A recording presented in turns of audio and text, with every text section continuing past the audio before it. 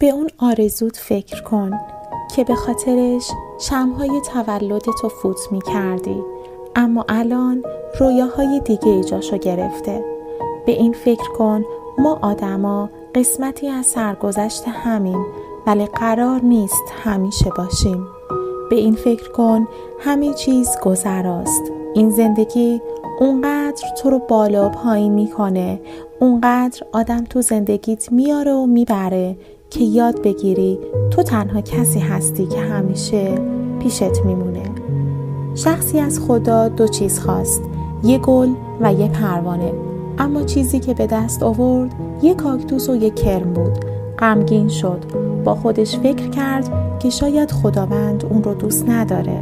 چند روزی گذشت و از اون کاکتوس پر از خار گلی زیبا رویده شد و اون کرم تبدیل به پروانه شد.